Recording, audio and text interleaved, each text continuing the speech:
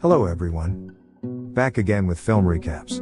In this video, I'm going to recap one of the thriller films from 2024, titled The Platform 2. Before we get to the storyline, I'd like to wish everyone a happy and great day.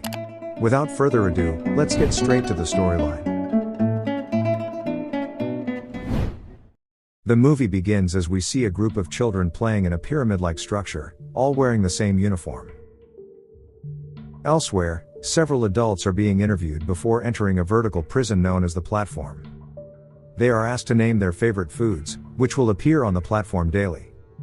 Each person is also permitted to bring one item into the prison, and various prisoners select items such as a pen, an axe, a razor, a beautiful painting, and even a dildo. Next, we meet a bald man named Zamyatin, who mentions that he wants to eat pizza with a lot of meat every day.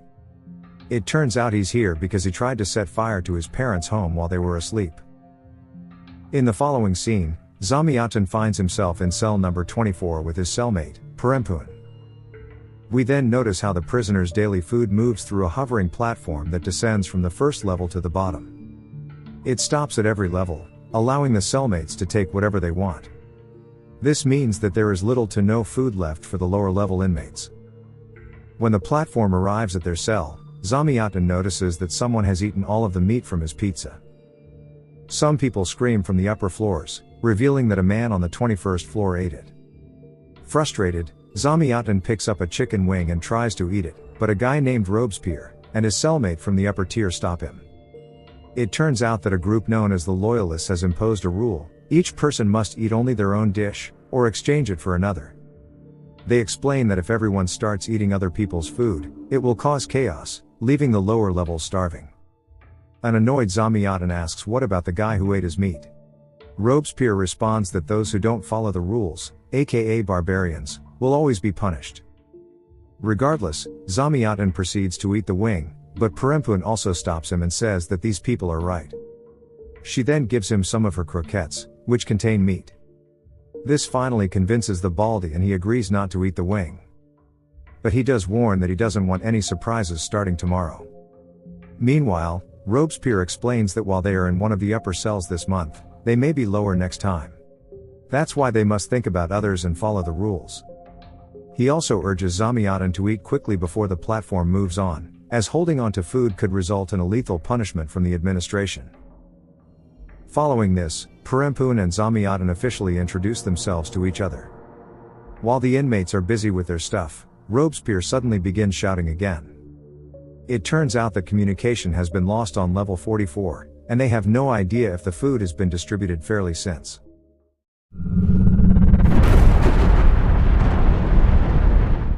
When Perempun inquires about the number of cells, the Loyalist shockingly reveals that there are 333. Robespierre explains that it doesn't matter how many cells there are, what matters is that food reaches all of them. He says that tomorrow, some Loyalists from levels 19 and 20 will go to the 21st floor to defend Zamyatin's pizza. On the other hand, the inmates from 42 and 43 will also head to level 44. The following day, we see Zamyatin and Perempun are waiting for the platform to descend. But they soon hear that upper-level Loyalists are fighting the barbarian who ate Zamyatin's pizza. Robespierre then orders Zamyatin and Perempun to break their bed frames, and prepare to defend themselves if the situation escalates. But despite his tough outer demeanor, the bald man appears to be terrified. He says that he doesn't want the pizza and pleads with them not to fight. Shortly after, the barbarian lands on Robespierre's cell, and they engage in a brutal fight. It is so intense that they both fall into cell number 24 when the platform moves down. Meanwhile, Robespierre's cellmate desperately tries to get rid of the scattered food in time, but to no avail. As a punishment, her room suddenly catches fire, and she falls onto the platform, engulfed in flames. Perempun rushes to help the woman and tries to extinguish the fire, while Zamyatin freezes in shock. In the meantime, Robespierre also manages to knock down the barbarian unconscious. They then quickly remove the food from their level, realizing that the cell is becoming colder, and that they will freeze to death if they hold on to the food for too long.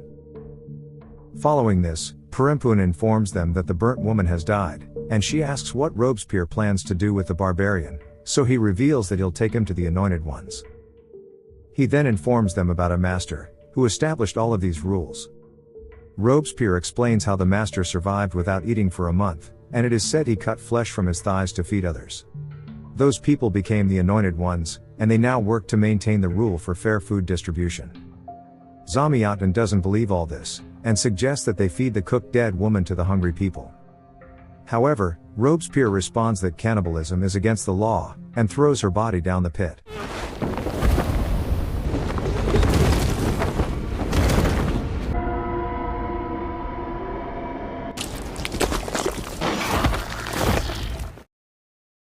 The next day, the platform arrives at level 24 in perfect condition, and everyone eats from their plates. But then, out of nowhere, Robespierre takes his dead cellmate's food and dumps it in the toilet. The loyalist explains that the law prohibits anyone from eating more than one plate. He insists that no one should profit from another's death, and orders them to dispose of the food daily from now on. After saying this, he stands on the platform together with the barbarian, and descends in search of the Anointed Ones. In the following days, Zamyatin and Perempun continue eating their food without any disturbance. The two also form a close friendship and provide comfort to each other during tough days. They also flush the dead woman's food every day, but Zamyatin takes an occasional bite, which is noticed by the other inmates in cell 22. The scene then cuts to a month later, when the two unexpectedly awaken in cell 180. It turns out that while the inmates were sleeping, the authorities used some gas to knock them out and transport them. Zamyatin is frustrated with the situation, and fears they will starve to death. But Perempun believes that the loyalists will keep the peace and, hopefully, they'll get something to eat. Unfortunately, when the platform arrives later, the two are disappointed to find only empty dishes and no food. In the following days, the situation remains unchanged as the platforms arrive with no food as usual. The two spend the entire day lying down, restless and slowly losing their minds. They become progressively weaker, particularly Zamyatin. One day, a head falls from the upper floors, and the inmates are relieved that justice has been served against those who broke the rules. Meanwhile, Zamyatin continues to cough up blood and becomes increasingly sick, so Perempun looks after him and places a wet cloth on his forehead. Just then, upper-level cellmates inform them that the Anointed Ones are punishing the barbarians. A woman reveals that they are looking for several rule breakers, including a fat man in cell number 24, who used to eat the food of a dead person. She asks Perempun which cell they were in before, and the latter lies, claiming it was 46. In the evening, Zamyatin stands at the edge of the cell, wrapping himself in a blanket. When Perempun asks what's wrong, he reveals that he intends to unalive himself as he can't take it any longer. He states that he has done many bad things and shouldn't have eaten other people's food. Perempun tries to stop him, but Zamyatin quickly sets himself on fire and throws himself into the hole. We see him falling to the bottom, where several people watch with amusement.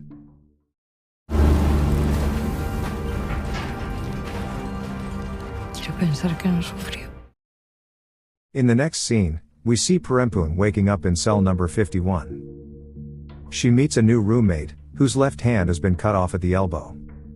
Thinking that she's a newbie, Perempun explains the rules to her, and asks her not to eat other people's food.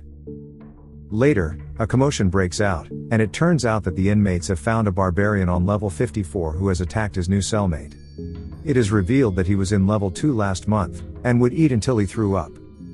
Hearing this, Perempun offers to help, but the people below her level remind her that, according to the law, only 2 levels directly above are allowed to intervene. Seeing her so upset, the cellmate is confused and asks what happened. So Perempun tells her about Zamyatin, who died because of those barbarians who didn't follow the law. The next morning, a woman's severed head is thrown into the pit. The inmates begin to shout that Dagon Bobby, the leader of the Anointed Ones, is punishing the barbarians and will save them all. Moments later, the platform arrives, so Perempun and her cellmate decide to go down, and punish the guy who is wreaking havoc on level 54. They descend below, but the other inmates are reluctant because if they all leave the level, they'll break the chain of communication. Regardless, the women are adamant to punish the guilt. Seeing this, a man decides to stay behind and protect the chain, while the others go confront the barbarian. Shortly after, they arrive at level 54, where the barbarian is waiting for them. He is armed with a sharp object and attacks anyone who approaches him. Everyone attacks him at once, but the man appears tough, and manages to kill a few inmates. After an intense fight, he descends down, followed by Perempuan and her cellmate. The barbarian again kills another man at level 55, but Perempuan eventually pins him down and raises a rod to kill him. However, the man begins to beg for mercy, and claims that he only wanted to eat enough food to recover from starvation. After a brief consideration, Perempuan lets him go, and he climbs the platform to go further down. Her cellmate also frantically tries to descend, but she stops her. Later, the cellmate reveals that she has been here for 6 months. She explains that when she arrived, her cellmate, Kekasi, introduced her to the law. She recounts how they both always followed the law and participated in pacifications. But one day, they came across a malnourished boy, and gave him some food of a dead person. When Dagon Bobby learned about this, he showed up, and amputated her one hand as punishment. However, when it came to Kekasi, she resisted the punishment and gouged the man's eyes out. In retaliation, Dagon tied her naked to the platform and sent her to the bottom. The woman sobs as she describes how she was forced to watch Kekasi being devoured by cannibals. Hearing this, Perempuan is shocked but says that not all anointed ones are the same. But her cellmate emphasizes that no one can survive the pit, and that they will die sooner or later. She then reveals that the only way to escape is during the interval, when the authorities knock them out with gas to change the cells. Perempuan wonders how they will stay awake during that time, to which her cellmate explains that she has been looking for a solution for months. She claims that in order to find it, they must continue going down.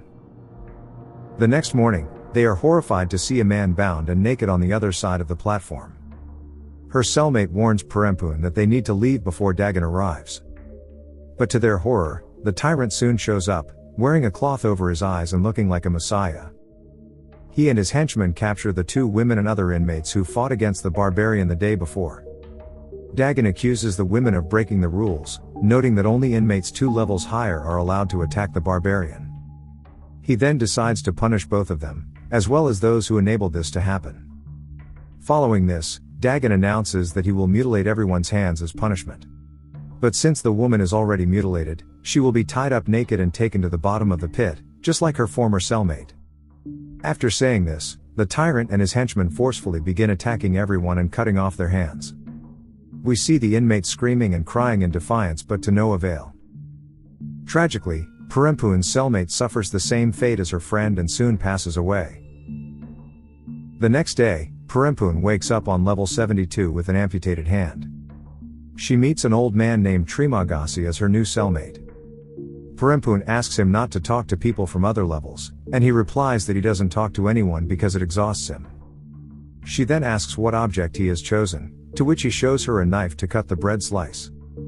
After this, Perempuan recalls how her former roommate urged her to keep going down, and finds something called the drowned dog. Later, when the platform arrives, Perempuan steps on it to descend, and Trimagasi also unexpectedly joins her. The 2 then go down, and Perempuan encourages the others to join her in the fight for freedom against the loyalists. Most of them are tired of the tyranny, so they eagerly support her cause, and join her. Vamos toda la vida soñando con la libertad. Aquí y tenemos más derechos que ellos. Por la puta libertad. They then decide to form a large army, and wait for the loyalists to arrive before launching their attack. After descending through several levels, Perempuan notices something in the 93rd cell and decides to stay there. Perempuan notices an oil painting in the cell, depicting a drowned dog, and realizes that this is what her former cellmate was speaking about. The following morning, Dagon and his loyalists begin to descend with the platform. However, Dagon strategically orders 2 of his men to stay on each floor above the 93rd cell, and remove all the rebels' food whenever the platform arrive, so the rebels won't eat anything for the rest of the month. Lastly, Dagon and one of his guys stay at 92nd cell just to inform the rebels about his plan. He demands that they surrender voluntarily and promises to spare their lives. While some old people agree to comply, the majority refuse, as they don't want to return to oppression. Trimagasi then jokingly suggests that they should go down and eat all the loyalists. Everyone finds the idea amusing, so they burst out laughing and chant in support. Days passed, and the rebels go down to the floors below, where they really manage to survive by eating other loyalists, despite Perempuan's refusal to eat. Having had enough of seeing his men get eaten, Dagon and the loyalists finally decide to go down and confront the rebels on the 105th floor. Here, the loyalists and the rebel group begin fighting each other. But during the bloody battle, all of the starving prisoners begin to mercilessly murder one another, regardless of which side they support. Meanwhile, the barbarian whom Perempuans had previously spared approaches her and tries to choke her to death. But with the help of Trimagasi's knife, she gains the upper hand and stabs the man to death. In the end, we see that only she and Trimagasi have managed to survive the battle.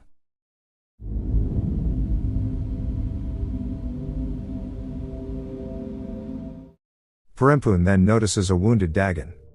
The man is on the verge of dying and he begs Perempuan to kill him. However, she just removes the cloth from Dagon's gouged eyes and cruelly pushes him into the pit. In the aftermath, Perempuan informs Trimagasi that she is escaping this place, and asks if he will accompany her. But he decides to stay behind, and claims that this was the best month of his life. Shortly before the scheduled release of gas to transport the inmates, Perempuan tears a piece of the oil painting as instructed by her cellmate previously, which turns out to contain toxic materials. She smells it, and even eats it, rendering her unconscious, simulating the signs of death for a brief period. Perempuan hopes that the administration will take the corpses out, giving her a chance to leave the tower. Elsewhere, we see some children playing in the same pyramid-like structure as the beginning. One of the kids reaches the top, but soon two adults arrive, and take him away. Later on, Perempuan wakes up to find herself strapped to a floating mass of corpses, with people in masks moving the bodies. It turns out this is how they relocate the inmates, by activating the anti-gravity system. While the crew is working and distracted, Perempuan takes this moment to break free, and hides beneath the bed on level 333. But to her surprise, she sees a masked man placing the same child from earlier in the bed.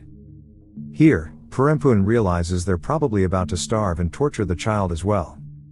At this point, she must make a difficult decision, either escape the pit and save herself, or risk her life to protect the child from the prison's atrocities. Haunted by her past mistakes, she chooses the latter, and approaches the unconscious child. But in a haste, Perempuan accidentally hits her head and gets wounded.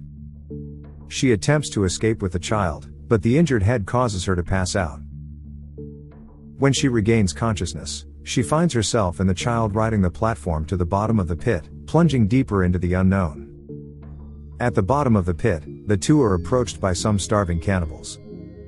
They tell Perempuan that her journey from the above has come to an end, and that she must stay with them. However, the child still has a chance to escape, and must return to where he came from. One of the women extends a hand to Perempuan and, with no other choice, she reluctantly joins them. The movie then comes to an end as the platform rises back up, carrying the child toward the surface. Okay guys, thanks for watching. See you again in the next video.